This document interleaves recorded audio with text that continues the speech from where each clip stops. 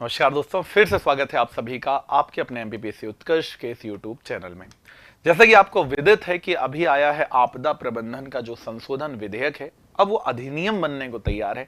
तो आखिरकार क्या है, कैसा है, क्या इसमें मुख्य प्रावधान है, एनडीएमए क्या होता है, एसडीएमए क्या होता है, एनडीआरएफ क्या होता है, डीडीआरएफ क्या होता है, कौन से प्रबंधन में कौन सा पुरस्कार दिया जाता है। आखिरकार जो आप जानते ही हैं कि बहुत सारे पुरस्कार आपदा प्रबंधन के लिए दिए जाते हैं, जिनमें सुभाष चंद्र बोस आपदा प्रबंधन पुरस्कार सर्वोत्तम और सबसे ऊपर है। तो आखिरकार ये क्या है, किसे दिया गया है, और ऐसे बहुत सारे तमाम चीजों के बारे में इसमें हम पढ़ने वाले हैं। तो ये जो टॉपिक है ये क्यों एग्जाम में आ सकता है, तो आप जानते हैं कि हमारे सिलेबस का एक अभिन्न भाग है। पेपर 1 के पार्ट बी भूगोल में देखें तो आपदा और तकनीकें दिया हुआ है। वहीं पेपर नंबर 4 में जाएं तो पार्ट बी में यदि हम जाते हैं उसकी यूनिट 3 में दिया हुआ है प्रशासन और प्रबंधन में आपदा प्रबंधन। तो इसके अंतर्गत भी इसे पूछा जा सकता है। तो चलते हैं इसके बारे में डिटेल करते हैं। तो वही है कि भाई लोकसभा हो या राज्यसभा हो, दोनों में आपदा प्रबंधन का जो संशोधन विधेयक है 2024, ये विधेयक 2024 क्या हो चुका है, पारित कर दिया गया है। और इसका उद्देश्य यही है कि जो वर्तमान में जो आपदा प्रबंधन हमारा अधिनियम एक्ट 2005 है, इसमें अमेंड करना था, इसमें संशोधन करना है। अब आखिरकार इस आपदा प्रबंधन में संशोधन क्या किया गया है, तो भाई कहां प्रस्तुत किया गया, तो लोकसभा में ये 1 अगस्त 2024 को हुआ। लोकसभा में पारित हो गया 12 दिसंबर को। फिर राज्यसभा में गया 25/3/2025 को ये पारित हो गया। इसके बाद यह मंत्रालय, गृह मंत्रालय के अंतर्गत प्रस्तुत किया गया है। तो आखिरकार इसमें क्या प्रमुख लक्ष्य हैं, चलिए इसके बारे में बात करते हैं। तो जो अमेंडमेंट किए गए हैं, जो संशोधन किया गया है, इसके प्रमुख लक्ष्य यही है कि जो राष्ट्रीय स्तर है, प्रांतीय स्तर है और जिला स्तर पर है, संस्थाओं की जो भूमिका है, इस भूमिका को और अधिक संगठित करना है और अधिक मजबूत करना है। संकट के समय, आपदा के समय राज्यों को जो वित्त का, पैसे का अभाव हो जाता है, वो अभाव ना रहे, उन्हें उससे बचाना है। राज्यों की पहचान की गई चुनौतियों का समाधान कर आपदा की तैयारी और प्रतिक्रिया प्रणाली को और अधिक मजबूत करना है और अधिक सुदृढ़ करना है। 15वें वित्त विधेयक की सिफारिश के विकास की योजनाओं को आपदा प्रबंधन के लिए एकीकृत करना है, ये एक अगला विषय।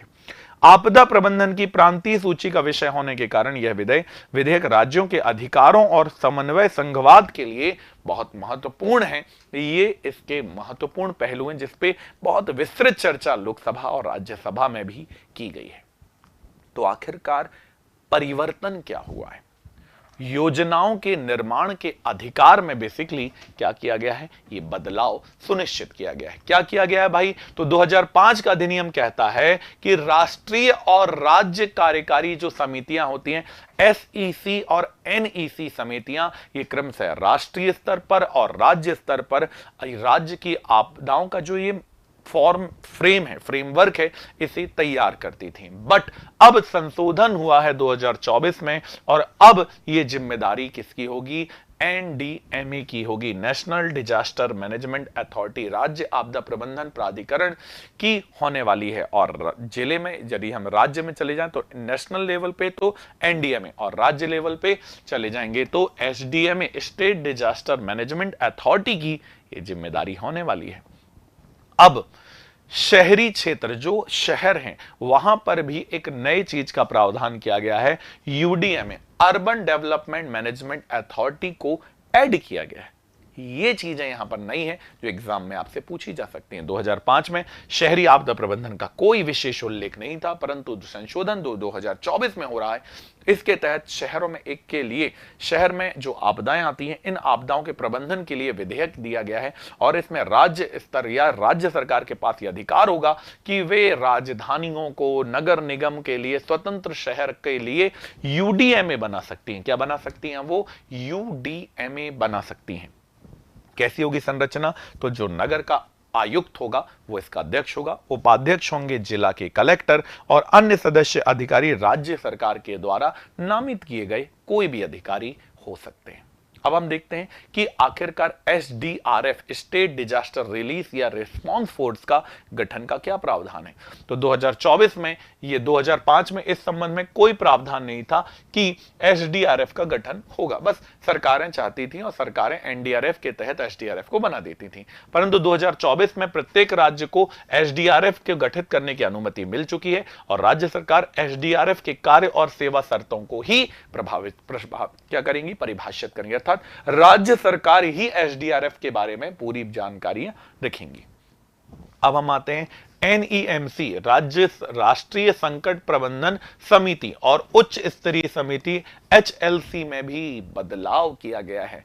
अब क्या विधेयक है भाई, तो ये जो डिजास्टर मैनेजमेंट विधेयक 2024 है, इसमें क्या चीजें की गई हैं और इसके पहले क्या चीजें थी। तो 2005 के अधिनियम में ऐसा कोई इन्हें वैधानिक दर्जा प्राप्त नहीं था, बस था, करते थे, हो रहा था, काम चलता रहता था। बट इस संशोधन विधेयक 2024 के तहत इन समितियों को राष्ट्रीय संकट प्रबंधन समिति और एचएलसी उच्च स्तरीय समिति को कैसा दर्जा दिया गया है, वैधानिक दर्जा दिया गया है। इसके अलावा एनसीएमसी, राष्ट्रीय संकट प्रबंधन समिति, नेशनल क्राइसिस मैनेजमेंट कमेटी जो होती है, यह राष्ट्रीय स्तर पर गंभीर आपदाओं के लिए नोडल एजेंसी के रूप में काम करेगी। इसमें ये चीजों को विस्तृत किया गया है। इसके अलावा एचएलसी जो हाई लेवल कमेटी, उच्च स्तरीय कमेटी है, ये आपदा की स्थिति में राज्यों को क्या देगी, वित्तीय पैसा, फंड देने का काम करने वाली है।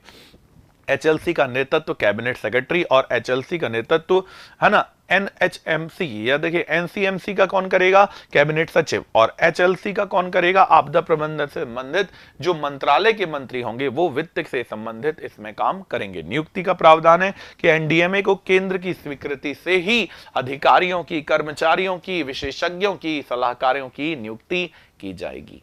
अब एनडीएमए और एसडीएमए में भूमिका में क्या बदलाव हुआ है, यह बहुत महत्वपूर्ण है कि भूमिका, जब कोई भूमिका बदलती है तो बहुत महत्वपूर्ण हो जाता है।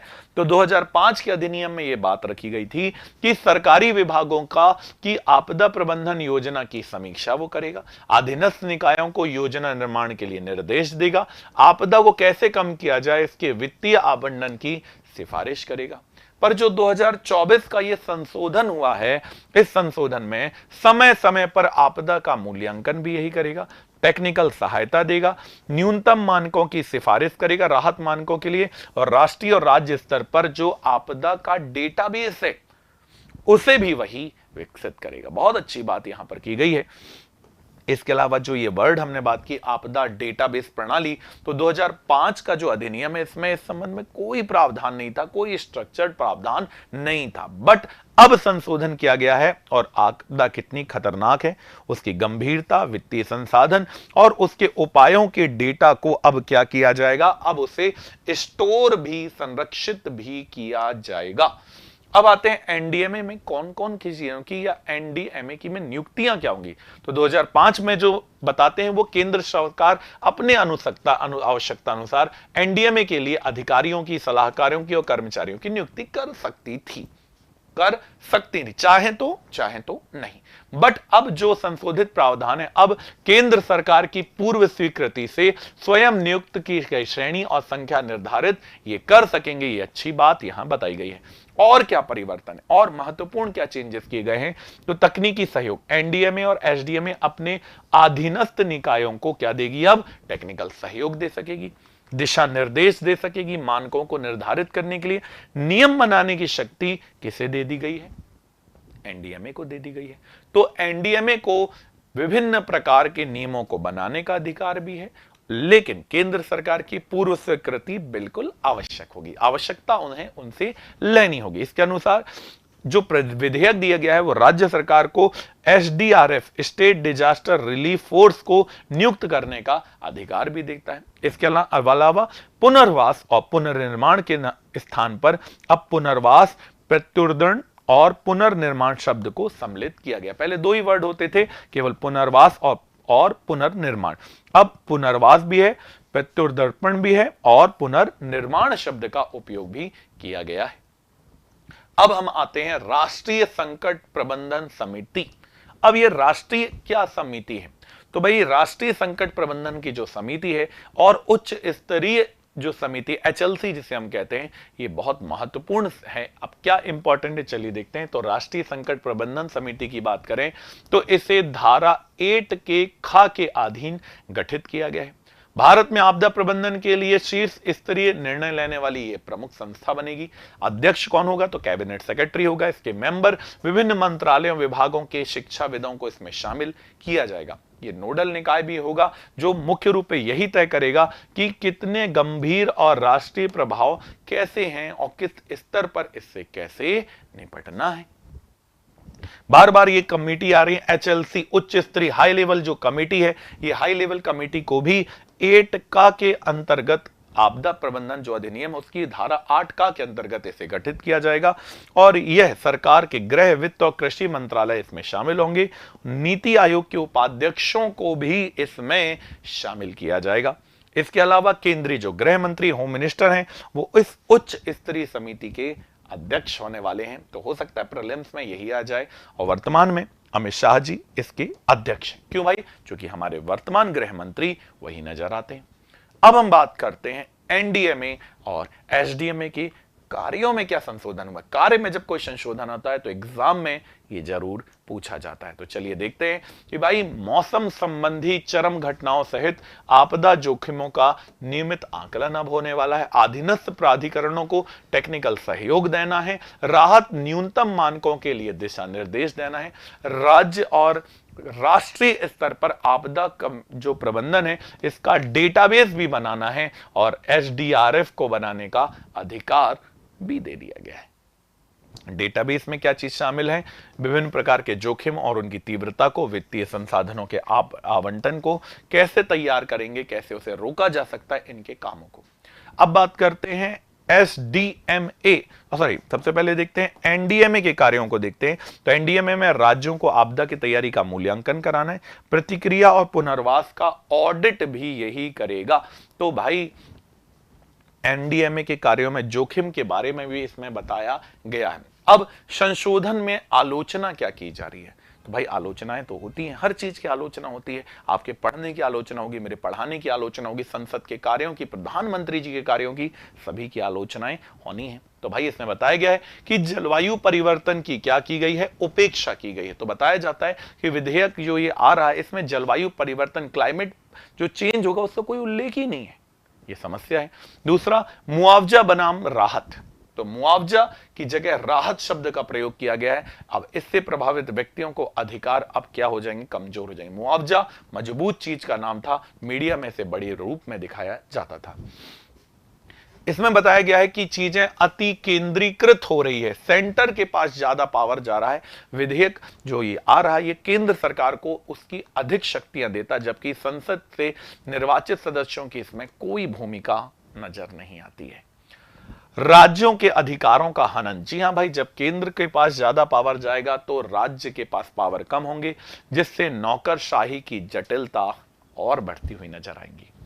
सरकारी संघवाद पर असर। जी हां, पॉलिटी में आप पढ़ते हैं कि विधेयक जो है ये संविधान निहित सरकारी संघवाद के सिद्धांतों को कमजोर करता है, हर जगह की जगह एक जगह पे केंद्रित होता हुआ नजर भी आता है। न्याय संगत अधिकार का अभाव। कहा जा रहा है कि आपदा की जो राहत है ये न्याय संगत अधिकार के रूप में ये मान्यता इसमें नहीं दी गई है। साथ ही साथ इसमें सुधार के लिए कोई भी प्रावधान स्पष्ट नहीं नजर आते। अंत में व्यवहारिक चुनौतियां। भाई जैसे तमिलनाडु है, तमिलनाडु में चक्रवात मेचोंग को प्रभावित होने के बाद सहायता के लिए सुप्रीम कोर्ट तक जाना पड़ा। ये भाई कितनी कठिन बात है कि चक्रवात आ रहा है, अब सुप्रीम कोर्ट जाना पड़ा। मौजूदा आपदा प्रबंधन प्रणाली की ये कमियों को ये उजागर करता है। इससे पता चलता है कि वहां एक राज्य प्रभावित है, वहां कहीं पर भी किसी की मृत्यु हो सकती है और वो कोर्ट तक जा रहा है, वो भी कहां? सर्वोच्च न्यायालय, सुप्रीम कोर्ट तक जा रहा है। ये बात रखी गई है। अब ये जो आपदा प्रबंधन अधिनियम 2005 है, चलिए इसके बारे में डिटेल देखते हैं। तो आपदा प्रबंधन 2005 का उद्भव कैसे हुआ? तो बात बहुत पुरानी है, 1999 की है, जब भारत सरकार ने क्या किया, आपदा प्रबंधन की तैयारी और कैसे करके उसको बचाया जाए, उसका शमन किया जाए, इसके लिए एक हाई लेवल की कमेटी बनाई। बात 2001 की है, आप जानते हैं गुजरात में भुज भूकंप आया और इससे आपदा प्रबंधन की आवश्यकता देश में महसूस हुई। 10वीं पंचवर्षीय योजना में इसके लिए विस्तृत अध्याय को जोड़ा गया। 12th फाइनेंस कमीशन ने वित्तीय प्रबंधन की समीक्षा का अधिकार इन्हें दिया। कानून की यदि हम बात करें तो आपदा की रोकथाम, प्रशमन और त्वरित प्रक्रिया हेतु कानून बनाने का निर्णय लिया गया और 2005 में केंद्र सरकार ने 23 दिसंबर को आपदा प्रबंधन अधिनियम 2005 पारित कर दिया। इसके पहले यही था कि आपदा प्रबंधन मुख्यतः राहत और पुनर्वास तक ही सीमित था। भैया हो गई, लो पैसा लो, चुपचाप रहो, इसके अलावा कोई काम नहीं आता था। पर केंद्र और राज्य सरकार ने इस पे बहुत मजबूती से काम किया और आज 2005 के अधिनियम में और भी क्रांतिकारी परिवर्तन किए गए। तो और क्या दिखाई देता है, तो भाई राष्ट्रीय आपदा प्रबंधन प्राधिकरण एनडीएमए की जो बात है, इसका गठन 30 मई 2005 को भारत सरकार ने एक आदेश के द्वारा किया था। 23 दिसंबर 2005 को आपदा प्रबंधन अधिनियम बना दिया गया। तो यही डेट पूछता है कि 23 दिसंबर 2005 को ये अधिनियम बना दिया गया और 27 सितंबर 2006 को इसके उपबंधों के अंतर्गत प्राधिकरण को अधिसूचित कर दिया गया। तो भाई एक्ट कब का है, 2005। एनडीएमए कब का है, तो एनडीएमए 2006 का है। यही चीज आपको याद रखनी है। यह अधिनियम कहां लागू होता है, तो पूरे भारत में लागू होता है और इसमें टोटल 11 अध्याय हैं और 79 धाराएं दिखाई देती हैं। ये कब लागू हुआ था, तो गणतंत्र के 56वें वर्ष से बनाया गया था। किसके अंतर्गत, तो गृह मंत्रालय को इसको सबसे ऊपर रखा गया है। तो सबसे ऊपर रखा गया आपदा प्रबंधन के संचालन का, इसे नोडल मंत्रालय बनाया गया था। जो भी आपदाएं हैं मूल रूप से आपदा के यदि काम आएगा तो गृह मंत्रालय ही काम आएगा। धारा 1A में इसका संक्षिप्त नाम आपदा प्रबंधन अधिनियम 2005 लिखा गया। तो धारा 1A में इसका नाम लिखा हुआ है। धारा 2D में यदि हम देखें तो आपदा को परिभाषित किया गया है। धारा 11 के अंतर्गत बताया गया कि संपूर्ण भारत के लिए क्या होगा, NDMP national disaster management plan का प्रावधान किया गया है। राष्ट्रीय प्राधिकरण की धारा 3A के तहत स्थापित राष्ट्रीय आपदा प्रबंधन दिखाई देता है। राष्ट्रीय कार्यकारिणी समिति का गठन धारा 1A के तहत किया गया है। इसके अलावा धारा 14(1) के तहत संघ के सहित विषय 14(1) में धारा 14(1) के तहत राज्य आपदा प्रबंधन प्राधिकरण SDMA का गठन का प्रावधान है। इसमें NDMA का प्रावधान दिखाई देता है। तो वही है कि सबसे ऊपर केंद्र, राज्य, जिला, पंचायत, नगर पालिका दिखाई देते हैं। ये पूरा एक स्ट्रक्चर है जिसके बारे में अभी हम बात भी करेंगे। अब हम वही चीज को डिटेल में रख रहे हैं कि कब किया गया था। तो अभी हमने देखा कि भाई राष्ट्रीय आपदा प्रबंधन प्राधिकरण 30 मई 2005 को भारत सरकार ने किया, 27 सितंबर 2006 को एनडीएमए को अधिसूचित किया गया था। ठीक, अब हम चलते हैं और आगे की ओर चलते हैं। प्रधानमंत्री क्या होते हैं, यदि हम एनडीएमए की बात करें, national disaster management authority, Hindi में कहें तो राष्ट्रीय आपदा प्रबंधन प्राधिकरण की बात करें तो इसके अध्यक्ष कौन होते हैं, तो प्राइम मिनिस्टर जो होते हैं वो इसके अध्यक्ष होते हैं। एनडीएमए भारत में आपदा प्रबंधन करने के लिए, आपदा के नीति निर्माण के लिए सबसे शीर्ष निकाय है। इसके अलावा ये एक वैधानिक निकाय भी है। गठन कब हुआ था, तो 27 सितंबर 2006 को 2005 के अधिनियम के तहत हुआ था और धारा क्रमांक थी 3, जो हमने थोड़ी देर पहले बात भी की। कहां दिखाई देता है इसका मुख्यालय, तो नई दिल्ली में दिखता है। अध्यक्ष प्रधानमंत्री होते हैं, सदस्य होते हैं 9 और इन 9 सदस्यों में से ही एक सदस्य को उपाध्यक्ष चुन लिया जाता है। किस मंत्रालय के अंतर्गत काम करता है, तो होम मिनिस्ट्री के अंतर्गत ये काम करता है। आपदा प्रबंधन के लिए क्या करता है, तो राष्ट्रीय स्तर पर नीतियों के निर्माण करता है। इसके अलावा राष्ट्रीय आपदा प्रबंधन योजना का भी NDMP national disaster management plan का भी ये निर्माण करता है। इसके अलावा आपदा के लिए राज्यों को सहायता भी देता है। भाई पैसा भी तो देना है, सहायता भी तो करनी है, ये काम इसी के द्वारा किया जाता है। अब आते हैं राष्ट्रीय आपदा अधिनियम की धारा 6 के तहत एनडीएमए की शक्ति और कार्यों का प्रावधान है। तो एनडीएमए की शक्ति काय में दी है, तो धारा 6 में दी है। क्या करता है इसके तहत, तो आपदा के लिए नीतियां बनाता है, आपदा प्रबंधन के लिए राष्ट्रीय योजनाओं को मंजूरी देता है, अन्य विभागों के साथ योजनाओं को अनुमोदन करता है। राज्य प्राधिकरण है, मंत्रालय है, विभाग है, इन्हें दिशा निर्देश देता है। आपदा प्रबंधन के लिए योजनाओं का प्रवर्तन और क्रियान्वयन का समन्वय, कोऑर्डिनेशन भी करता है कि भैया बन गई योजना सही है या नहीं है, कैसे शमन गतिविधि हैं, कौन से प्रयास हैं, उनके लिए धन देता है, कितना पैसा किसे चाहिए। ऐसी योजनाओं से प्रभावित अन्य देशों की भी सहायता करता है, दूसरे देशों की भी तो हम सहायता करते हैं। आपदा से निपटने के लिए रोकथाम है, शमन है, तैयारी है, क्षमता निर्माण है, ऐसे अन्य उपायों को भी यही कर रेडी करता है। इसके अलावा यदि हम देखें तो राष्ट्रीय आपदा प्रबंधन संस्थान के कामकाजों का दिशा निर्देशन भी करता है। तो भाई बहुत सारे काम हैं जो इसके द्वारा किए जाते हैं। अब हम बात करते हैं NIDM, राष्ट्रीय आपदा प्रबंधन संस्थान, national institute of disaster management की यदि हम बात करें तो NIDM की यदि हम बात करें तो इसकी स्थापना धारा 42 के अंतर्गत की गई है। 1995 में बताएं कि राष्ट्रीय आपदा प्रबंधन केंद्र NCDM के रूप में इसे स्थापित किया गया था और 9 जनवरी 2006 को इसे क्या नाम दे दिया गया, national institute of disaster management इसका नाम दे दिया गया। क्या करता है भैया, तो भारत सरकार के लिए एक ये परामर्श एजेंसी के रूप में काम करता है और होम मिनिस्ट्री के अध्यक्ष इसके या गृह मंत्रालय के जो केंद्रीय गृह मंत्री हैं वही इसके NIDM, national institute of disaster management के अध्यक्ष होते हैं। तो भाई NIDM क्या काम करता है, ये भी तो इंपॉर्टेंट है कि NIDM क्या काम करता है। तो NIDM क्या काम करता है भाई, तो प्रशिक्षण मॉड्यूल को विकसित करता है, रिसर्च कैसे करना है, प्रलेखन कैसे करना है, ये काम करता है। योजनाओं को बहुत विस्तृत रूप में बनाता है और ना केवल बनाता है बल्कि उसे लागू भी कराता है। इसके अलावा राष्ट्रीय नीतियों के निर्माण में सहायता देता है, हेल्प करता है। राज्य सरकार हो या राज्य प्रशिक्षण संस्थान हो, इन्हें भी सहायता देता है। कॉलेज के छात्रों हो, स्कूल के शिक्षकों को जागरूकता बढ़ाने के लिए यही काम करता हुआ नजर आता है। इसके अलावा देश के भीतर और देश के बाहर जो अध्ययन की सामग्रियां हैं, कौन से सम्मेलन समिट्स होने हैं, कहां पर जाकर व्याख्यान देना है, कहां पर सेमिनार होना है, इन सब का आयोजन करने का काम भी यही करता है। और क्या करता है NIDM, तो NIDM की धारा 42 जो है वो इसकी स्थापना का प्रावधान भी करती है। क्या करती है भाई, तो वही प्रावधान करती है जिसमें हमने इन सभी मॉड्यूल्स के बारे में हमने देखा। अब आती है बारी NEC की। क्या है, राष्ट्रीय कार्यकारिणी समिति, नेशनल एग्जीक्यूटिव काउंसिल।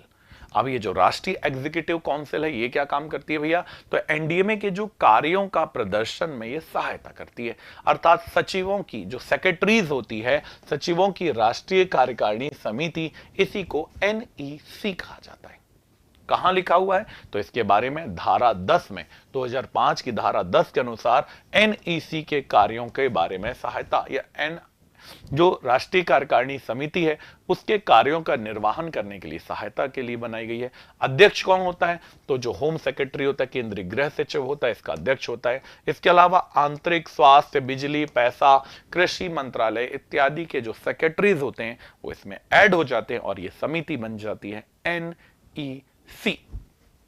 अब धारा 10 के तहत परिभाषित जो किया गया है इसके क्या कार्य हैं, तो भाई कार्य यही है कि आपदा प्रबंधन का कोऑर्डिनेशन भी करती है, उसकी निगरानी भी करेगी, राष्ट्रीय स्तर पर योजनाओं को तैयार करेगी, राष्ट्रीय नीति का कार्यान्वयन की निगरानी करेगी, सही कर रहा है कि गलत कर रहा है, विभिन्न योजनाओं के कार्यान्वयन की निगरानी करना है, सरकार की तैयारियों का मूल्यांकन करेगा, विशेष प्रशिक्षण कार्यक्रमों को आयोजित करेगा ताकि आपदाओं की जो सफलता है वो और अधिक मजबूत हो सके, इमरजेंसी आपातकालीन संसाधनों की मांग भी कर सकता है, प्रशिक्षणों और NGOs को क्या देता है, सहायता भी देता है और उन्हें कोऑर्डिनेशन करने का काम भी यही करके देता है।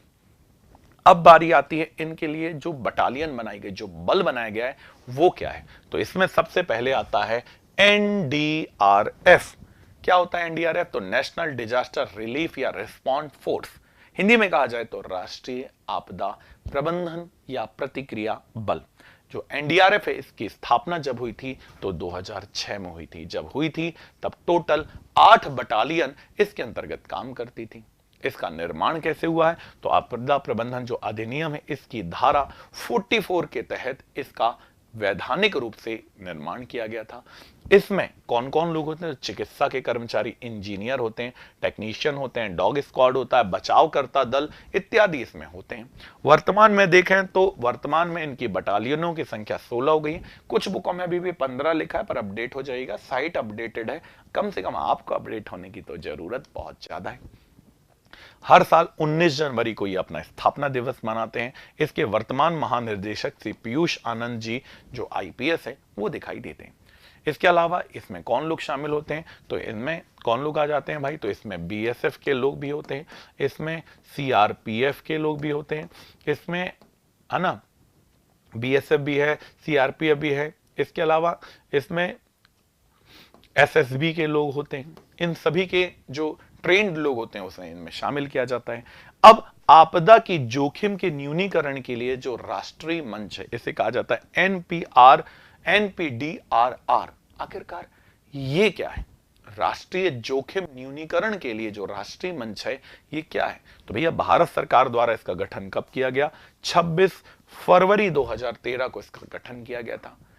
आखिरकार उद्देश्य क्या है, तो उद्देश्य था बहुहितकारी और बहुक्षेत्रीय मंच के रूप में आपदा की जोखिम का न्यूनीकरण करना। आखिरकार कैसे न्यूनीकरण किया जा सकता है इस पे काम करना। इसके जो अध्यक्ष होते हैं वो कौन होते हैं, तो होम जो हमारे गृह मंत्री अमित शाह जी इसके अध्यक्ष होते हैं। इसके उपाध्यक्ष कौन होते हैं, तो आपदा प्रबंधन के जो प्रभारी राज्य मंत्री हैं, जो प्रभार लिए हुए राज्य मंत्री होते हैं वो इसके क्या हो जाते हैं, इसके राज्य मंत्री ही इसके उपाध्यक्ष हो जाते हैं। और राष्ट्रीय आपदा प्रबंधन प्राधिकरण के उपाध्यक्ष भी इसके उपाध्यक्ष माने जाते हैं। अब एनडीएमए में अब आपदा मित्र नामक, जी हां, आपदा मित्र नामक एक योजना, एक परियोजना को शामिल किया गया है। क्या होता है, जो आपदा के दौरान आपके दोस्त बनेंगे, आपके सगे बनेंगे, आपके सहयोगी बनेंगे, उन्हें आपदा मित्र कहा गया है। और इसकी शुरुआत की गई थी मई 2016 में। तो मई 2016 में एनडीएमए के द्वारा इसकी शुरुआत की गई थी। इसका उद्देश्य आपदा प्रतिक्रिया के लिए जो सामुदायिक, जो वहां पर रहने वाले लोग हैं, वो स्वयं सहायता के लिए स्वयं सेवक के रूप में प्रशिक्षित किए जाएंगे, उन्हें शामिल किया जाएगा, यही इसका लक्ष्य था। इससे 30 से अधिक लोग बाढ़ प्रवण जिलों में ऐसे लोगों को टारगेट किया गया था जहां सबसे ज्यादा बाढ़ आती है। स्वयं सेवकों की संख्या वर्तमान में 6000 से अधिक हमें दिखाई देती है। केरल के परियोजना के लिए, केरल से इस परियोजना के लिए कोट्टायम से इसका चयन किया गया था। सबसे पहला कहां से हुआ था, तो केरल के कोट्टायम से किया गया था। क्या प्रशिक्षण, कैसा प्रशिक्षण, तो आपदा में कैसे बचाव करना है, बाढ़ की स्थिति में कैसे खुद को बचाना और दूसरों को बचाना है। एनडीएमए इसके लिए बेस्ट एजेंसी, इसके लिए सबसे ऊपर काम करने वाली यदि कोई एजेंसी है तो वो है नेशनल डिजास्टर मैनेजमेंट अथॉरिटी। तो एनडीएमए इसके लिए सबसे ऊपर काम करने वाली एजेंसी हमें नजर आती है। अब यदि यही घटना को यदि हम राज्य स्तर पर देखें, स्टेट लेवल पर देखें, तो आपदा प्रबंधन के लिए राज्य में ये काम हो सके, इसके लिए धारा 14 में राज्य आपदा प्रबंधन प्राधिकरण, इंग्लिश में कहें तो स्टेट डिजास्टर मैनेजमेंट अथॉरिटी का गठन किया गया है। इसमें धारा 2 का के अनुसार राज्य के मुख्यमंत्री इसके अध्यक्ष होते हैं। इसकी संरचना प्रत्येक राज्य में इसकी स्थापना करनी है। इसके लिए ये आप राज्यों के लिए आपदा की योजना भी बनाएंगे और उन्हें बनाकर लागू भी करेंगे। इसके अलावा आपदा को कैसे रोकना है, उसका न्यूनीकरण कैसे करना है, उसके विकास की योजनाएं बनाएंगे, वित्तीय सहायता उसे देंगे। इसमें राज्य की भूमिका भी होगी, केंद्र की भूमिका भी होगी। तो केंद्र से सहायता देगी और राज्य उसे एग्जीक्यूट करेगी। तो जो एसडीएमए है तो ये क्या काम करता है, तो इसके अध्यक्ष होते हैं हमारे सीएम। केंद्र शासित प्रदेशों में जो उपराज्यपाल होते हैं वो इसके अध्यक्ष हो जाते हैं। मुख्यमंत्री द्वारा नियुक्त अधिकतम 8 लोग इसके मेंबर हो सकते हैं। बेसिक इसका उद्देश्य यही है कि राज्य और राष्ट्रीय प्राधिकरणों के अनुसार आपदा के लिए योजना बनाना और उसे लागू करना, यही काम है धारा 28 के तहत। अब हम चलते हैं एसडीएमए की जो शक्तियां हैं, एसडीएमए के जो पावर हैं वो क्या बताते हैं। तो भाई नीति निर्माण करेगा, बिल्कुल सही है, योजनाओं को बनाएगा भी, उन्हें विभिन्न विभागों से अनुमोदन दिलाएगा, राज्य के विभिन्न विभागों के लिए आपदा प्रबंधन के लिए दिशा निर्देश देगा, निगरानी भी रखेगा, कार्यान्वयन भी करेगा, इसके अलावा वित्तीय धन आवंटित भी करेगा, उनकी अनुशंसा करेगा, विभिन्न विभागों के विकास की योजनाओं की समीक्षा करेगा कि कितना विभाग कितना अच्छा काम कर पाया है, मैन पावर को बढ़ाने पे भी काम करेगा, क्षमता निर्माण पर भी बल देगा। अब आता है, जैसे नेशनल एग्जीक्यूटिव काउंसिल थी वैसे आता है एसईसी, स्टेट एग्जीक्यूटिव काउंसिल, राज्य कार्यकारी समिति। तो राज्य कार्यकारी समिति का जो गठन किया गया है वो धारा 21(20) 1 के अनुसार राज्य सरकार द्वारा किया जाएगा। जो स्टेट का चीफ सेक्रेटरी है या मुख्य सचिव है वो इसका अध्यक्ष हो जाएगा, जबकि एसडीएमए की सहायता और समन्वय करना राज्य या एसडीएमए की सहायता करना इस एसईसी का प्रमुख लक्ष्य या आधार दिखाई देता है। तो भाई एनडीएमए, एसडीएमए, तो जिले में क्या होगा, डीडीएमए, तो डिस्ट्रिक्ट डिजास्टर मैनेजमेंट अथॉरिटी, जिला आपदा प्रबंधन प्राधिकरण। तो ये जो डीडीएमए है, डिस्ट्रिक्ट डिजास्टर मैनेजमेंट अथॉरिटी, ये क्या होगा, तो इसका गठन धारा 25 के तहत प्रत्येक जिले में जिला आपदा प्रबंधन प्राधिकरण की क्या होगी, स्थापना की जाएगी। अध्यक्ष कौन होगा, तो भाई डिस्ट्रिक्ट कलेक्टर या डिप्टी कमिश्नर इसके अध्यक्ष बना दिए जाएंगे। प्रत्येक जिले में होगा स्थानीय प्राधिकरण के निर्वाचित सदस्य इसके उप अध्यक्ष या सह अध्यक्ष के रूप में होंगे। जनजातीय क्षेत्र में स्वायत्त जिला परिषद के मुख्य कार्यकारी सदस्य इसके उप सदस्य होंगे, उपाध्यक्ष होंगे। जिला परिषद वाले जिलों में यदि ऐसे हैं तो जिला परिषद का अध्यक्ष भी इसमें होगा। काम क्या करेगा, तो भाई केंद्र में केंद्र का, राज्य में राज्य का, तो ये काम क्या करेगा, तो जिला आपदा प्रबंधन, जिले के अंदर आपदा की योजनाएं बनाएगा।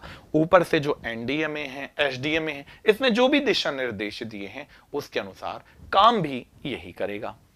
सब कुछ चालू होता है यहीं से और सबका अंत भी यहीं होता है, इसे कहा जाता है पैसा। तो आपदा प्रबंधन अधिनियम 2005 के तहत वित्तीय व्यवस्था क्या है, पैसे का क्या हिसाब किताब है, तो भाई इसके लिए राष्ट्रीय आपदा जोखिम प्रबंधन निधि एनडीआरएमएफ का गठन किया गया है। कब किया गया है, तो 15वें वित्त आयोग द्वारा एनडीआरएमएफ और एसडीआरएमएफ की सिफारिश की गई है। इसके लिए आपदाओं को कम करने के लिए जो निधि निर्माण है, जो पैसा चाहिए उसकी बात की गई है। 2021 से 26 के लिए एसडीआरएमएफ में 1,60,153 करोड़ रुपए का आवंटन है। वहीं 1,28,122 करोड़ रुपए 80% जो है वो राज्य आपदा प्रतिक्रिया कोष एसडीआरएफ को दिया गया है। 30,000 करोड़ रुपए 20% राज्य की आपदा न्यूनीकरण के कोर्स एसडीएमएफ के लिए ट्रांसफर किए गए हैं। तो कितनी अच्छी बात है, 1,60 में से 1,28 और 32,000 करोड़ को क्या डिवीजन किया गया है, ये इसमें बताया गया है। यदि एनडीआरएफ की बात करें तो एनडीआरएफ की स्थापना 2005 के अधिनियम के धारा 46 से की गई है। जब बहुत गंभीर चीजें होंगी उस स्थिति में एसडीआरएफ की पूर्ति करता है। भाई एनडीआरएफ जो है एसडीआरएफ की सहायता करता है। केंद्र सरकार के लिए होता है एनडीआरएफ, राज्यों में होता है एसडीआरएफ और जिले में होता है डीडीआरएफ। तो तीनों मिलकर इसमें काम करेंगे और आपदा के न्यूनीकरण के लिए हित में काम करेंगे। अब हम बात करते हैं, एक कोष है राष्ट्रीय प्रधानमंत्री राष्ट्रीय राहत कोष, इसे कहा जाता है पीएमएनआरएफ, प्रधानमंत्री नेशनल रिलीफ फंड कहा जाता है। बेसिक इसकी स्थापना प्रथम प्रधानमंत्री पंडित जवाहरलाल नेहरू जी के कार्यकाल में 1948 में की गई थी। क्यों की गई थी, तो इसका काम था प्राकृतिक आपदाएं हैं, दुर्घटना है, उस समय दंगे होते थे, इनसे प्रभावित लोगों की सहायता करना। पर आयकर अधिनियम जो 1961 है, इसकी जो धारा 80G है, इसके तहत आप इसमें 100% की छूट पा सकते हैं इनकम टैक्स में, आयकर में। मान लेते हैं आपने इसमें 50,000 रुपए डोनेट की, तो 50,000 रुपए का इनकम टैक्स में आपको छूट मिल जाएगी। ये घटना ये बताती है। इसके अलावा इसी के जैसे एक और है, पीएम केयर फंड है। पीएम केयर फंड कब बनाया गया भाई, तो ये बनाया गया था 27 मार्च 2020 को। कहां बनाया गया, नई दिल्ली में। किसके अध्यक्ष कौन हुए, प्रधानमंत्री। क्यों बनाया गया, सॉरी इसके ट्रस्टी कौन थे, राज्य मंत्री, गृह मंत्री, विदेश मंत्री। उद्देश्य यही था भैया कि सार्वजनिक जो स्वास्थ्य है, जो कोरोना चल रहा था, उससे लोगों को बचाना है, चिकित्सा सेवा देना है, बुनियादी ढांचे का देश में विकास करना है और जो भी लोग इससे प्रभावित हुए हैं उसे वित्तीय सहायता देना है। और इसमें भी यही व्यवस्था है कि इसमें जो भी व्यक्ति, आज भी यदि आप इसमें पैसा डालते हैं 80G के तहत, आपको इनकम टैक्स में मुफ्त रहेगा।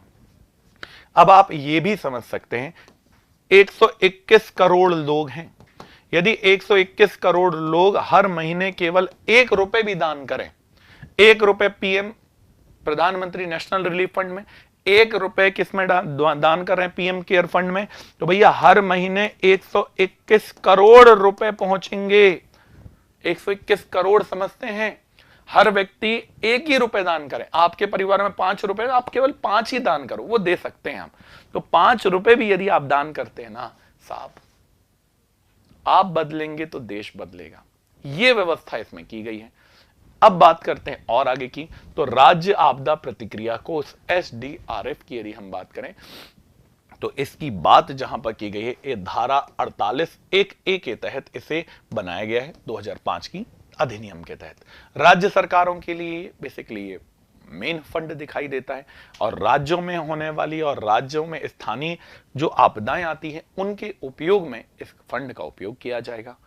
इसमें खोज के लिए, रिसर्च के लिए, जलापूर्ति के लिए, मछली पालन के लिए, कोई बुनियादी ढांचे का मरम्मत करना है, इनके लिए इसका पैसे का उपयोग किया जाएगा।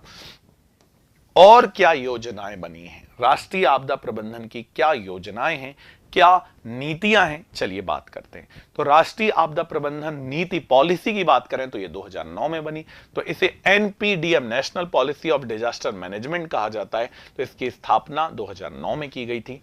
आपदा प्रतिरोधी भारत का निर्माण करना है। आपदा आई ना, और आए तो न्यूनतम नुकसान हो, इसके लिए हमें काम करना है। इसके लिए रोकथाम, शमन, तैयारी इत्यादि पर यह केंद्रित दिखाई देता है। एम क्या है, उद्देश्य क्या है, तो रोकथाम, ज्ञान, नवाचार और शिक्षा के माध्यम से लोगों को आपदा कैसे रोकनी है इसके लिए काम करना, पर्यावरणीय हित में काम करना, पर्यावरण का संरक्षण करना, वित्तीय योजनाओं को का समावेश करना, कैसे करके वित्त देकर चीजों को कंट्रोल किया जा सकता है इसके लिए काम करना, संस्थागत और कानूनी ढांचा बनाना, अर्थात जो कार्य हैं उनको कैसे बनाया जाए, ऐसे कैसा वातावरण बनाया जाए ताकि आपदाओं से न्यूनतम राहत दी जा सके। जोखिम का मूल्यांकन करना, कहां जोखिम है, कितना है, ट्रैक करना, उसे प्रभावी एफिशिएंट तरीके से हल करना। पूर्वानुमान और चुनौतियां और चेतावनियां, तो भाई जितने भी आज के डेट में सक्षम नेटवर्क हैं, उपग्रह हैं, इनकी सहायता से संचार साधनों का, वैकल्पिक संसाधनों का उपयोग करना और कमजोर वर्गों की सुरक्षा करना, और इसके लिए वहां के लोगों को ही उस योग्य बनाना ताकि वो क्या हो सके, खुद कुशल हो सके और खुद आपदा से निपट सकें। आगे आते हैं, राष्ट्रीय आपदा प्रबंधन योजना 2016। तो भैया इसकी शुरुआत कब हुई थी, तो प्रधानमंत्री नरेंद्र मोदी जी ने 1 जून 2016 को इसकी शुरुआत की थी। उद्देश्य यही था कि आप भारत को आपदा प्रतिरोधी बनाना, भारत में जितनी भी आपदा आती है उनसे रोकथाम के लिए उसे मजबूत बनाना, जन धन की हानि कम से कम हो, इसका मूल लक्ष्य था।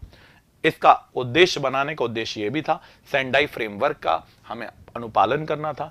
SDG के जो लक्ष्य हैं, COP21 जो पेरिस समझौते के लक्ष्य हैं, इनके आधार पर इसे बनाया गया था। इसके लिए रोकथाम, न्यूनीकरण, अनुक्रिया और पुनर्स्थापना पर बल दिया गया था। इसके अलावा इसका जो प्रमुख घटक दिखाई देता है ये यही था कि रोकथाम करो, न्यूनीकरण करो, कैसे भी करके आपदाओं को रोकना ही है। कितने चरण थे? 4। आपदाओं की समझ करना, आपदाओं के लिए प्रशासन में सुधार करना, संरचनात्मक और गैर संरचनात्मक निवेश के माध्यम से जोखिमों को कम करना और पूर्व चेतावनी और पुनर्निर्माण में सुधार करना, सहयोग करना इसका प्रमुख कार्य था। इसके लिए प्रधानमंत्री जी ने कितने सूत्रीय कार्यक्रमों को बताया था? तो 10 सूत्रीय कार्यक्रम बताए थे। पहला था, सभी विकास क्षेत्रों में आपदा प्रबंधन के सिद्धांत को अपनाना ही होगा, जोखिम के कवरेज को बढ़ाना होगा, गरीबी जो है, बहुराष्ट्रीय कंपनियां हैं, इनमें सबको शामिल करना होगा, महिलाओं की भागीदारी और उनके नेतृत्व को सुनिश्चित करना होगा, वैश्विक स्तर पर जोखिमों का मानचित्रण करना होगा, प्रौद्योगिकी का उपयोग कर आपदा प्रबंधन के प्रयासों को दक्ष बनाना होगा, महाविद्यालयों में आपदा प्रबंधन के आपदा के बारे में पढ़ाना होगा, सोशल मीडिया और मोबाइल टेक्नोलॉजी के माध्यम से आपदा को कैसे कम किया जा सकता है इस पे बात करनी होगी, स्थानीय क्षमता और पहल के माध्यम से सशक्त करना होगा, मजबूत कैसे किया जाए देश को, इसके लिए काम करना होगा, आपदाओं से सीखने और हर चीज से सबक लेना होगा ताकि दोबारा ऐसी चीज हो तो उसमें पुनरावृत्ति वैसी दुखदाई ना हो, और अंतरराष्ट्रीय सहयोग के माध्यम से आपदाओं के न्यूनीकरण, उसके शमन पर बल देना होगा। अब जब पूरी आपदाओं की बात हुई है तो ये भी तो बात करनी होगी, जो इसमें दिया जाने वाला सर्वोच्च पुरस्कार है जो आपदा में अच्छे काम करते हैं, इसे कहा जाता है सुभाष चंद्र बोस आपदा प्रबंधन पुरस्कार। तो 2025 में किसे दिया गया है? तो 2025 का सुभाष चंद्र बोस यदि हम पुरस्कार देखें तो भारतीय राष्ट्रीय महासागर सूचना सेवा केंद्र को दिया गया है। ये क्यों दिया गया है? क्योंकि उन्होंने बहुत अच्छा इस देश में, इस क्षेत्र में काम किया है। व्यक्तिगत श्रेणी में किसी का चयन हो नहीं पाया है। कब दिया जाता है? 23 जनवरी को दिया जाता है, जब सुभाष चंद्र बोस जी की जयंती होती है। इसे हम किस रूप में मनाते हैं? तो इसे हम पराक्रम दिवस के रूप में ही मनाते हैं। कब से मना रहे हैं? तो 2019 से भारत सरकार ने इसकी स्थापना की थी। होम मिनिस्ट्री के और आपदा प्रबंधन प्रभाग इसके अंतर्गत काम करता है। यदि आप बहुत अच्छा आपदा में बचाव में भाग लेते हैं तो इसके लिए व्यक्तिगत आने पर 5 लाख रुपए और एक प्रमाण पत्र मिलेगा, और यदि आपका समूह बहुत अच्छा काम करता है तो 51 लाख रुपए और प्रमाण पत्र आपको दिया जाएगा। केवल आपदा प्रबंधन के कार्यों हेतु उपयोग इसे किया जा सकेगा। ऐसा नहीं कि 51 लाख मिले और आपने कहा बाबू भैया पैसा ही पैसा है, नहीं, इसका उपयोग आपदा के ही कामों में भविष्य में आप कर सकेंगे, इसके लिए यह पैसा दिया जाता है। तो वही बात करते हैं, भारतीय राष्ट्रीय महासागर सूचना सेवा केंद्र की बात करते हैं। तो हैदराबाद में इसकी स्थापना 1999 में की गई थी। बेसिकली ये पृथ्वी विज्ञान मंत्रालय के अंतर्गत एक स्वायत्त मंत्रालय के रूप में या स्वायत्त विभाग के रूप में काम करता है। यूनेस्को द्वारा भी इसे सुनामी सेवा प्रदाता के रूप में मान्यता दी गई है और इसने बहुत अच्छे से अभी तक काम किया है। तो 2025 का ये जो पुरस्कार है वो किसे दिया गया? भारतीय राष्ट्रीय महासागर सूचना सेवा केंद्र को दिया गया है। कुछ और भी इसके अंतर्गत सहायता करने के लिए क्या लगे होते हैं? कुछ संगठन काम करते हैं। इन संगठनों में सिडरी इंपॉर्टेंट है, CDRI, आपदा प्रतिरोधी या आपदा रोधी अवसंरचना के लिए जो गठबंधन है, इसके लिए तो 2019 में भारत सरकार और UNDRR के सहयोग से सिडरी की स्थापना की गई थी। ये बहुत सारे हिस्सेदारी और साझेदारियों के साथ मिलकर काम करता है। इसके लिए राष्ट्रीय सरकार, यूनाइटेड नेशन की एजेंसियां, वर्ल्ड बैंक, निजी क्षेत्र, शैक्षणिक संस्थान मिलकर काम करते हैं और इसका भारत भी एक मजबूत पक्षधार है और इसका सेक्रेटरीट, इसका सचिवालय नई दिल्ली में है। करता क्या है? नाम के जैसा काम करता है। जो स्ट्रक्चर बन रहे हैं उसकी लचीलेपन को बढ़ाना, सतत विकास को सुनिश्चित करना, आखिरकार भारत में भवन के निर्माण का एक कोड बनाता है ताकि आपदा के समय इसी का उपयोग हो, और यदि आपदाएं जब आएंगी भवन कोड में तो ये सही रहेंगी। अब बात करते हैं और भी चीजों की। UNDRR आपदा जोखिम न्यूनीकरण के लिए संयुक्त राष्ट्र का जो कार्यालय है, ये क्या काम करता है, क्यों करता है? तो भाई सेंडाई फ्रेमवर्क की निगरानी करने के लिए, समन्वय करने के लिए इसे बनाया गया है। कहां बनाया गया है? तो स्विट्जरलैंड जेनेवा में बनाया गया है। हर 2 साल में एक होने वाला एक वैश्विक मंच है। प्राथमिकताएं जोखिम को समझने में, मजबूत करने में, लचीलेपन के निवेश में, तैयारी और पुनर्निर्माण में देता है। लक्ष्य क्या है? आखिरकार लक्ष्य भी तो होता है ना, कोई भी चीज बना रहे हैं तो क्यों बना रहे हैं?